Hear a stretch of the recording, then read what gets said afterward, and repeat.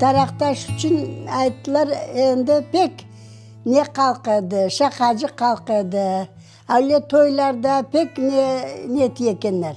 Uruş çıkarmayacağız. Olmayı ki taraktaşlar öyle yaramaz olganlar. Kavgacı kalk olgan. Toylarda başta güzel geçken son komsomolski toylar yapkanlar. Sonra avratlar, er adamlar neler bir yanına oturup hepsi oturup öyle bizde yapayetler de öyle toylar yapkanlar. Başta bizim ne işte ondan o güne bütün kızlar acayline, oğlanlar acayline oturuyorkenler. Taraktaş hakkında anamlar söylerdi.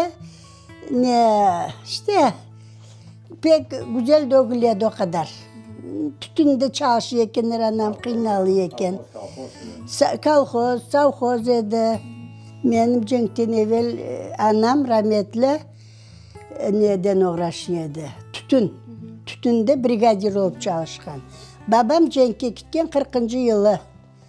Cenk'e gitken bir daha gelmedi.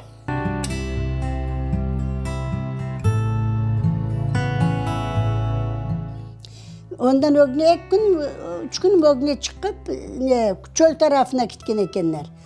Katamdan ikisi. Biz kaldık dedem, men, 2 bala torun, tizem 2 tane olar da yaş balalar kalganık. Son olar da o yaka varsa endi çıkacaksınız degenler olara da.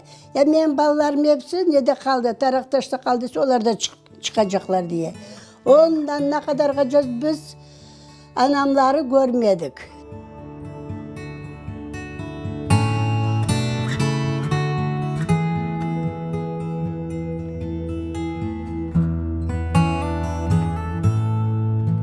Hep bir biz anda kaytacağımız diyedi. Bütün vakit hepimiz geldik. Münablet günlerden hep bir biz kaytacağız. Kaç yıl olsa da taraktaşa kaytacağız, Kırım'a kaytacağız deyip